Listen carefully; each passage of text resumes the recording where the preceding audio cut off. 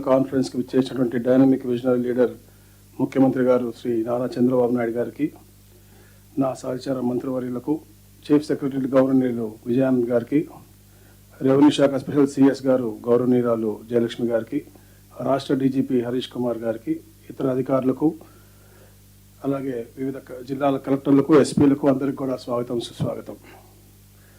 Leadership is a service, not a position అని దృఢంగా నమ్ముతున్న మన నాయకులు చంద్రబాబు నాయుడు గారు.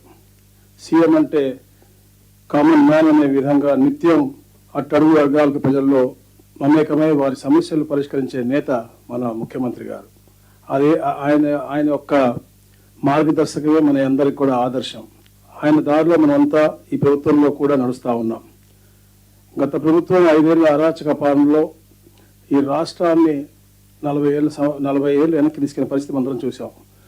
ఇప్పుడు ఈ రాష్ట్రాన్ని ఒకవైపు పునర్నిర్మించుకుంటూనే మరోవైపు ప్రజలకు అత్యుత్తమైన సేవలు అందించడంలో ఏమాత్రం కూడా మనం వెనుకడు వేయటం లేదు. గత 15 నెలల్లో సూపర్ 6 అని చెప్పాం, సూపర్ 12 కార్యక్రమాలు మనం అమలు చేశాం. The best way to find your self is to lose your self in the service of others అని మంచి నమ్మకంతో మన ముఖ్యమంత్రి గారి బాటలో మనం అందరం కూడా నడుద్దాం. ఈ భయానక గత ప్రభుత్వం యొక్క పాలన తర్వాత ఏపీ బ్రాండ్ను తిరిగి పునర్నిర్మించేందుకు మన ముఖ్యమంత్రి గారు, అలాగే గౌరవ డిప్యూటీ సీఎం పవన్ కళ్యాణ్ గారు, యువనేత నారా లోకేష్ గారితో పాటు మనందరం కూడా అహర్నిశలు కష్టపడుతున్నాం. గత ప్రభుత్వ పాలనపై ప్రజలకు నమ్మకం కోల్పోయారు. ఈ 15 నెలల కాలంలో కూటమి ప్రభుత్వం పబ్లిక్ ఆఫీసెస్ పబ్లిక్ ట్రస్ట్ అనే విశ్వాసాన్ని ప్రజల్లోకి తీసుకెళ్లగలిగాం. ఈ ప్రభుత్వం అంటే మన ప్రభుత్వం మంచి ప్రభుత్వం అని చెప్పేసి మనం చాలా బ్రహ్మాండంగా నిరూపించుకునే పరిస్థితి మనం ఈ 15 నెలల్లో చూసాం.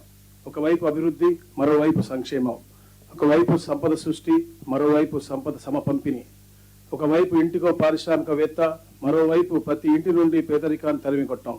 ఇదే మా ఉమ్మడి అజెండా. ఈ లక్ష్యాల కోసం కూటమి ప్రభుత్వం పనిచేస్తూ ఉంది. ఇందుకోసం ఎన్నో సంస్కరణలు ఈ 15 నెలల కాలంలో మనం తీసుకుని వచ్చాం. ఈ కాలంలో గాడి తప్పిన రాష్ట్రాన్ని దారిలో పెట్టాం. ఇక నుండి పరిగెత్తాల్సిన సమయం ఆసన్నమైనది. మన visionary leader CM Chandrababu Naidu గారు చెప్పినట్టు మనం 18% వృద్ధి రేటుకు సాధించాల్సి ఉంది. విజన్ 2047 స్వర్ణాంధ్ర సాధన కోసం మీరంతా కష్టపడి పనిచేయాల్సిన సమయం ఇది. డాక్టర్ బిఆర్ అంబేద్కర్ గారు సమాజ నిర్మాణం కోసం కులాల మధ్య అసమానతలు పోవాలని కోరుకున్నారు. మన ముఖ్యమంత్రి గారు శ్రీ నారా చంద్రబాబు నాయుడు గారు సమాజంలో ఆర్థిక అసమానతలు కూడా పూర్తిగా నిర్వహించాలి,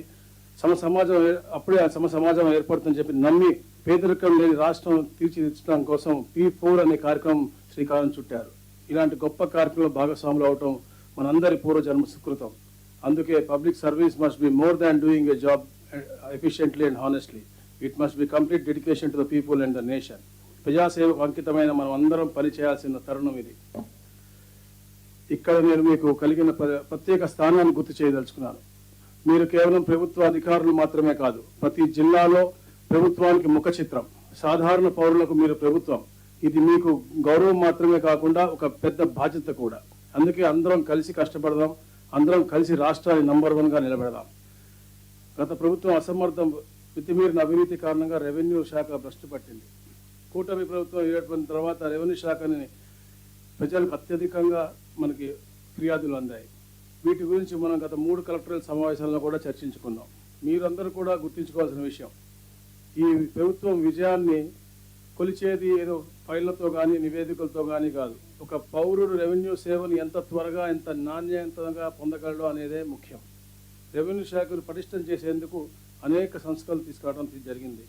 అందులో భాగంగా ప్రజా సమస్యలను ఎప్పటికప్పుడు పరిష్కరించుకునేందుకు ప్రజా పరిష్కార విధానం PGRS తీసుకొచ్చాం. దీన్ని ప్రభుత్వం చాలా సీరియస్గా అమలు చేస్తూ ఉంది. ఇందులో వచ్చే ప్రతి సమస్యను పరిష్కారం చూపిస్తూ ఉంది. థర్డ్ పార్టీ ఆడిటింగ్ కూడా చేస్తూ ఉన్నాం. PGRSలో తిరస్కరించబడినటువంటి దరఖాస్తులు రాష్ట్ర స్థాయిలో మరియు జిల్లా స్థాయిలో రిటైర్డ్ డిప్యూటీ కలెక్టర్ అలాగే తహసీల్దార్ నేతృత్వంలో ఆడిట్ బృందాలను ఆడిట్ చేస్తూ ఉన్నాం. వారు పిటిషనర్ కేసు వారీగా చూస్తూ ఉన్నారు. తిరస్కరించిన ప్రతి ఒక్క ఉత్తర్వును కూడా స్పీకింగ్ ఆర్డర్లు ఇవ్వడం జరిగింది. అదేవిధంగా ముఖ్యంగా నాలా చట్టాన్ని రద్దు చేయడం, భూ యజమానులకు, పారిశ్రామికవేత్తలకు అలాగే రియాలిటీ సంస్థలకు ఎలాంటి ఇబ్బందులు లేకుండా ఈజ్ ఆఫ్ డూయింగ్ బిజినెస్కు బాటలు వేశాం. రీసర్వే చేసిన గ్రామాల్లో రాజముద్రతో పాటు క్యూఆర్ కోడ్తో కలిగిన కొత్త 21 లక్ష కొత్త పట్టాదారు పాస్ పుస్తకాలు పంపిణీకి సిద్ధంగా ఉన్నాయి. వీటిని గౌరవ ముఖ్యమంత్రి గారి చేతుల మీదుగా అతి త్వరలో పంపిణీ చేయబోతా ఉన్నాం. ఎటువంటి తప్పులు లేకుండా పాస్ పుస్తకాలు ఇవ్వడం మన ప్రభుత్వం యొక్క బాధ్యత. దీనిని ఎవ్వరూ ఆందోళన చెందాల్సిన అవసరం లేదు. అంతేకాదు, రిజిస్ట్రేషన్ అయిన వెంటనే భూ యజమానికి సుమోటోగా పట్టాదారు పాస్ పుస్తకం ఇచ్చేలాగా కసరత్తు కూడా చేస్తూ ఉన్నాం. ప్రజలు ఆస్తులకు భద్రత కల్పించడం కూటమి ప్రభుత్వం యొక్క బాధ్యత. అందులో భాగంగానే ల్యాండ్ టైటిలింగ్ యాక్ట్ రద్దు చేశాం. భూ కబ్జా నిరోధక చట్టాన్ని తీసుకొచ్చాం. భూములను చెరబట్టే వారి తాట తీస్తాం, 14 ఏళ్ల జైలు శిక్ష వేయిస్తాం. ఫ్రీ హోల్డ్ భూముల్లో జరిగిన అవకతవకలు నీకు తెలుస్తూ ఉన్నాం. పేదలకు న్యాయం జరిగేంత వరకు చర్యలు మేము తీసుకుంటాం, మార్పులు చేర్పులు చేస్తాం. ప్రభుత్వ విధానపరమైన నిర్ణయాల కోసం నాతో పాటు 6 మంత్రులతో జిఓఎంను ఏర్పాటు చేయడం జరిగింది. ఇప్పటికే 5 సార్లు సమావేశమై ఈ జిఓఎంలు పలు కీలక అంశాలపై చర్చించింది. గత ప్రభుత్వం దురుద్దేశంతో ప్రజలు ప్రైవేటు భూములన్నీ కూడా 22A కింద పెడితే వాటిని పరిశీలించి నిషేధిత జాబితాను తొలగించమని చెప్పి కలెక్టర్లకు ఆదేశించడం జరిగింది. వీటిపైన మీరు యాక్టివ్గా పనిచేయాలి. అటువంటి భూములను గుర్తించి వెంటనే నిషేధిత జాబితా నుండి తొలగించాల్సిన బాధ్యత మీకుంది.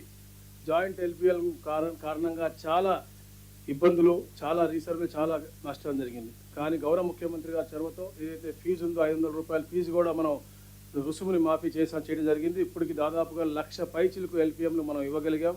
ఇంకా ఎక్కడన్నా కూడా అర్జీలు ఉంటాయి, అవి వెంటనే మీరు తీసుకుని పరిష్కరించాల్సిన అవసరం ఉందని చెప్పేసి కూడా మీకు తెలియజేస్తా ఉన్నా. తప్పుడు రిజిస్ట్రేషన్ జరగకుండా రిజిస్ట్రేషన్ శాఖలో కూడా భారీ మార్పులు తీసుకొచ్చాం. ప్రభుత్వ భూములను తప్పుగా రిజిస్ట్రేషన్ చేస్తే వాటిని రద్దు చేసే అధికారులు కలెక్టర్లకు ఇప్పటికే ఇచ్చాం. ప్రైవేట్ వ్యక్తుల భూములు రిజిస్ట్రేషన్ చేస్తే కూడా రద్దు చేసే విధంగా చట్టాల్లో మార్పులు తెచ్చాం. దానిపైన ఉత్తర్వులు అంటే త్వరలోని విధి విధానాలు కూడా ప్రకటించబోతా ఉన్నాం. వ్యవసాయ భూములను మాదిరి అర్బన్ ల్యాండ్కు కూడా ఆటోమేటేషన్ను విజయవంతంగా చేస్తూ ఉన్నాం. నేను గౌరవ ముఖ్యమంత్రి గారి సూచన మేరకు ఆగస్టు 5వ తారీఖున గుంటూరులోని కొరటుపాడు SRO ఆఫీస్కు వెళ్ళి అక్కడ అర్బన్ ల్యాండ్ మ్యూటేషన్ను ప్రారంభించాను. దీన్ని రాష్ట్రంలో త్వరలో మేము రాష్ట్ర వ్యాప్తంగా కూడా విస్తరిస్తూ ఉన్నాం.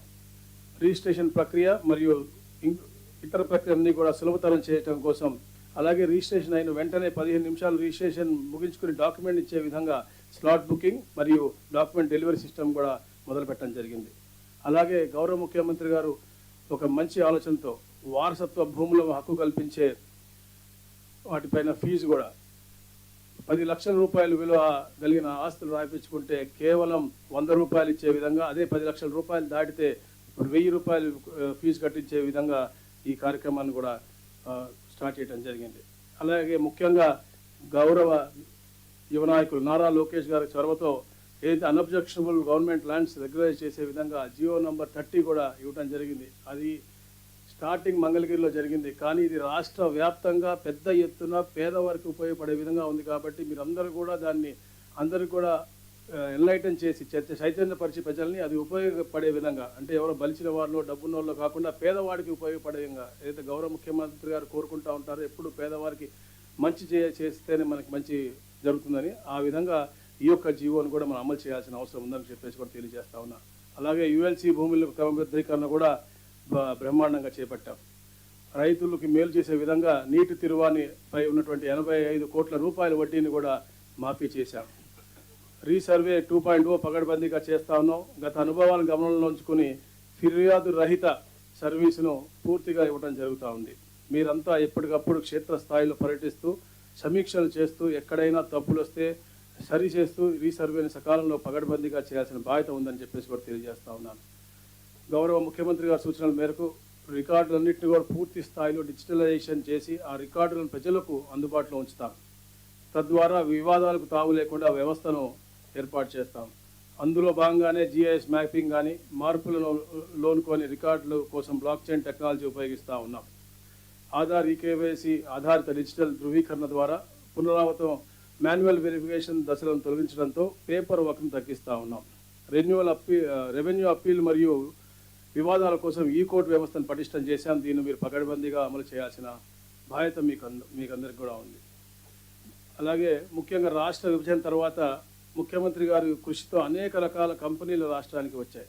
కానీ 19-24 మధ్యకాలంలో గత ప్రభుత్వ వైఖరి కారణంగా కొత్త పరిశ్రమలు రాకపోగా ఉన్న పరిశ్రమలన్నీ కూడా తరలి వెళ్ళిపోయిన పరిస్థితి మనం చూసాం. దీంతో అభివృద్ధి కుంటపడింది.